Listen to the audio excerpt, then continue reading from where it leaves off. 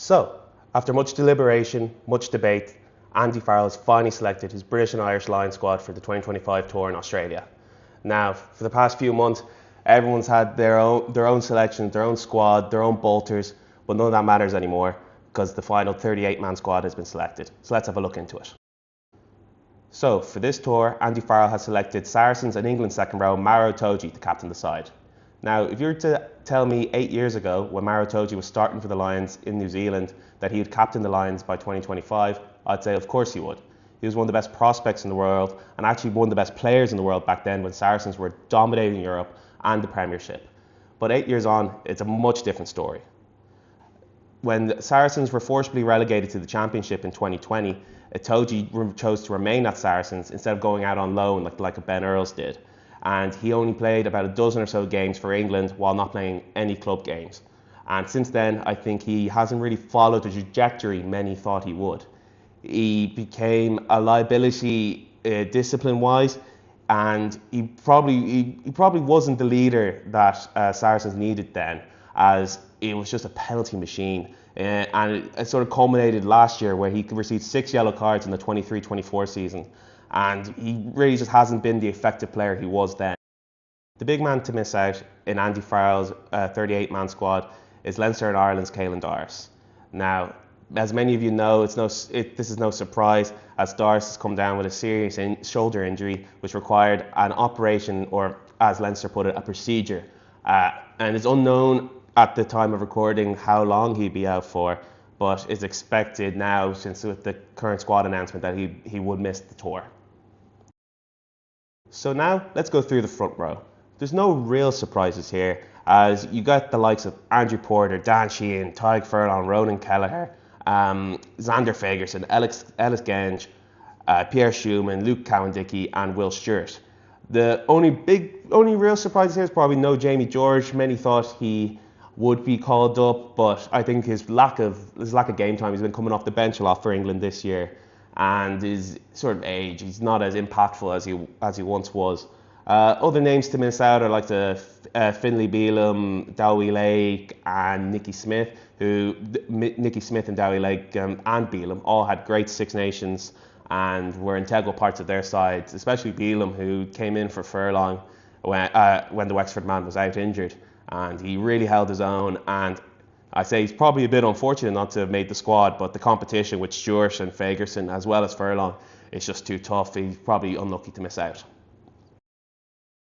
So, in second row, Andy Farrell has decided to go with 6 locks, but 2 of them could probably line up in 6 as well, and I'd expect them to line up at 6 at some point during the tour. So you obviously have Maro Itoje, captain. He'll be a mainstay throughout the side, especially when it comes to the test matches. Joe McCarthy's gotten in there now. His form has been up and down a bit this year. His discipline has let him down a lot, much like Itoje. But the Irishman is a very big, impactful player, something that Ireland definitely haven't had in recent years. And I think looking at the lineup of second rows, there's not many in his build. I'm talking about that sort of South African tight head lock build where they're just massive behemoths of men. So I think Joe McCarthy fills that role quite well. You've got Scott Cummings, who's sort of surprise call up from Scotland. He's a good operator around the field. He's not glitz or glamour or anything, but he's a good line-out operator, and you'll probably get more minutes than you think, especially in those midweek games. And he might sneak a spot on the bench as well if injuries come Andy Farrell's way. And then you have James Ryan's finally been called up to the Lions, having been snubbed in 2021, and he's well-deserved spot. Although he's probably behind RG Snyman in Leinster's system. I think Snyman's probably one of the best second rows in the world at the moment, so there's no shame in that. And he is more than capable of having an impact on this tour, and I would expect him to get in a test squad at some point. Then Tadhg Beirne and Ollie Chessum have both been picked as well. They're both, I expect, hybrid players, so they're going to be playing second row and a lot of minutes at 6, I'd say, especially Beirne, who has performed there for Ireland on numerous occasions under Farrell, so it'll be no surprise to him. And yeah, I expect those two to get a lot of minutes in 2 positions. So in the back row, there was one or two surprises here. I'd say namely the big one was Jack Conan, but once Caelan Doris went down injured, there was probably no better replacement than Conan. Andy Farrell has relied on Conan a lot in recent years, especially coming off the bench, making huge impacts. But Conan, I'd say, would start for pretty much every other team in the world, bar maybe South Africa and France. But even then, he'd probably be in for a good shout with those teams. He is a phenomenal number 8. He's a brilliant athlete, brilliant skills, everything you'd want in a number 8. And yeah, I'd expect him to start the first test, if all going well, he stays fit. The next surprise was probably 20-year-old Henry Pollock, who got selected on the tour. The Saints man has been in phenomenal form this year. He's a fan favourite. Fan favourite for the Saints. If you're not a Saints fan, I say he divides opinion a lot. But he's more than earned his spot in this squad. He's been on great form, and if you watched the game, the semi-final against Leinster, he was an absolute beast on the field, and I'd expect him to probably get good minutes come test time as well, because he just keeps on proving everyone wrong. He'll probably play his way in through the midweek games, and say he could be in a starting spot by the last test if there's any injuries. So on top of those two, you have Tom Curry, Ben Earl, Jack Morgan, who got picked, the Welshman. He's more than earned his spot as well. If you look at it, you won't take long to look up and you'll see all the tackle numbers he puts in every game.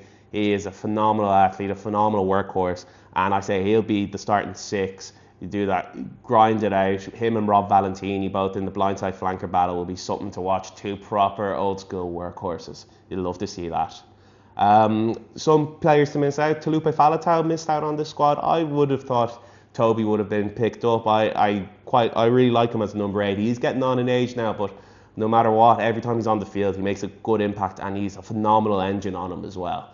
And then Jack Willis also missed out on the squad as a French-based English player, and he hasn't been playing for England for the last year and a half now. That was probably no surprise there once it sort of got out that he wasn't going to be selecting those French-based players. In the halfbacks, there wasn't too many surprises here. Scrum half was as expected, with Jameson Gibson-Park, Thomas Williams and Alex Mitchell all getting selected. Those 3 are probably the best 3 to choose from. Ben White probably in with a shout as well. But if you look in recent weeks, like Thomas Williams has been tearing it up for Gloucester, as to Alex Mitchell, who's down in a Champions Cup final, and then Jameson Gibson-Park probably isn't playing the best rugby he ever has at the moment, but he's still by far one of the second best scrum half on the planet, I'd say, behind Antoine Dupont. And then in fly half, you have the 2 Finns, Russell and Smith, who are both probably going to be in the test side. I'd expect Russell to start, although I wouldn't be surprised if Finn Smith gets to start in 10 shirt, as I see him more in that Andy Farrell squad build. He's a bit more disciplined than Finn Russell would be, although I could definitely see Finn Russell flourishing in an Andy Farrell-led system if the attack is as effective as the Irish attack has been in recent years. And then Marcus Smith got the nod at the 3rd fly half position ahead of Sam Prendergast. Now, Prendergast, he's probably somewhat played himself out of the role, but I do think he probably offers something on attack that no other player in Europe does, really. He is probably the best kick to touch line kicker on the planet, I'd say, right now. The amount of times he boots Leinster down into the 5-metre channel, it's phenomenal stuff. And his passing, just have to look at the 2 of the first half tries Leinster got on the weekend. I don't think any other player on the planet can throw that pass he threw to Tommy O'Brien for the first try. 30-metre pass, no wind-up, just flick of the wrists. What need I say more? He is a phenomenal passer and reader of the game. He does need to bulk out a good bit, but and get stronger in the tackle, but he's only 22. I was looking it up over the weekend, and when Johnny Sexton was in his 21 turning 22 season, I think he only played something like 143 minutes for Leinster and wasn't even getting a sniff of an Ireland call-up. So to be fair, he's not doing too bad at 21, 22. We really need to be patient with him and let him fulfill his potential, because I really think he will. He's a phenomenal talent, and if he's anything like Sexton, we'll get another 15, 16 years out of him. So let's play the long game. In centres, there was one decent surprise there. I've put Elliot Daly down as a centre, but he's quite a versatile player. He can play anywhere in the back 3 as well as 13. He's a great handy player to have for a test series like this. If anyone goes down in the back line, you could probably rely on him to do a job there if needs be. And I wouldn't be surprised if you seen him scoring a 65-meter penalty to win one of the midweek games. I'd actually put my money on it. You also have the likes of Bundyaki, Gary Ringrose, Hugh Jones, and then Sione Tuipulotu also got the call up, the Glasgow man. He was speaking afterwards during the ceremony, and he was saying that he'd be back. He's already back tackling full on. So that's probably good signs that he'll be on track to play one of the test matches there, obviously back in his homeland of Australia. There was no place, however, for the likes of Robbie Henshaw, who probably suffered with the lack of versatility he has. I know he covers 13, but I think Farrell would have gone with Elliot Daly just because he covers the back three as well, probably better than Henshaw can. And then no Owen Farrell. Owen Farrell is probably 10 or 12, whichever one you want to pick him in. But he's been injured a lot for Racing this year. He's missed a lot of games for them, and I think on the weekend they lost the Challenge Cup semi-final to Leon. He went off with a HIA, which didn't look great. So yeah, not too surprised Farrell didn't get the selection.